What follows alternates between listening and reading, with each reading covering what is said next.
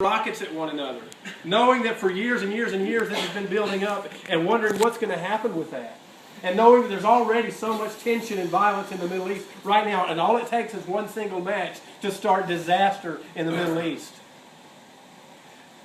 You know, that can make you a little bit nervous. And then when you keep hearing people say, our country is headed for financial collapse. They say it, you hear it a lot. Now, you and I'm not a financial expert, I can't argue those things, but I'm going to tell you what, things are looking pretty difficult. But not only here, around the world. And when you see all of those things taking place in the world, how are you and I, as people of God, supposed to react? How are we supposed to live? There are many people in the church today who would have you think your job is to go hide in a bunker somewhere and just wait to die. That's what some people are doing. That's not what this word tells us to do. It tells us to go on offense, not defense. It tells us when the darkness comes in, God will, when it comes in like a flood, what happens? God raises up a standard against it, right? You're the standard. And He wants to raise you up against it. He wants you bringing hope to somebody. But listen, Israel at the Red Sea. The army was coming behind them. The waves were crashing in front of them. Hopeless situation. God had already delivered them through 10 plagues out of Egypt. They quickly forgot that. They get into trouble, and what do? God, you just want us to die, don't you? You brought us out here just so we could die. Did you not? I don't know about you, but how often I have done that to God. I have spoken to God and said, oh God, why are you letting me have this mess? I was reading today in 2 Corinthians chapter 6 where Paul was describing his ministry.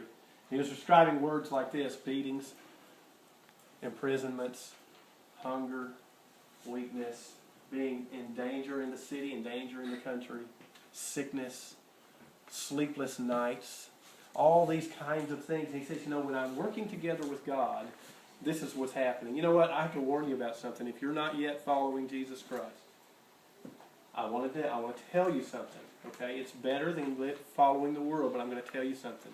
If you follow Him, you're going to have some trouble. You got more trouble without Him, but you're going to have some problems. You're going to have some conflicts. You're going to have some rough waters. You're going to have some armies coming after you. You're going to have some waves crashing in front of you. It doesn't mean that God has given up on you. It means that you're involved in what He's doing in the world, because God is on a mission to save the world, and that mission is being opposed on many levels. And so God calls you and me to get involved and to be involved in it. But He does not bring us this far. Here's the thing that I keep seeing over and over in the Bible is that God doesn't bring us this far so He can destroy us. And I don't know where you are right now in your life. I don't know what you're facing. But I want you to understand something. God did not bring you to the place you're in right now so that He could destroy you. He's not out to get you.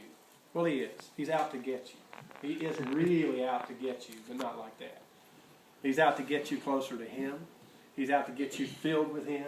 He's out to get you more holy. He's out to get you more on fire for Him. He's out to get you more faithful to Him. He's out to get every bit of you. Yes, He's out to get you. But He's not out to wipe you out. So here's the question you have to ask yourself. When you're facing these normal things, do I really believe what I say I believe? I mean, I really have to make that decision, don't I? I have to decide, do I really believe what I say I believe? That's what God has been putting to me lately. As I'm facing things that are uncertain and facing questions and things like that, He said, okay, Mark, here's the question. You've been preached over 1,000 sermons in your lifetime. Do you believe any of them? How long have you been reading the Bible? How many promises from God do you know? Well, do you believe them or not?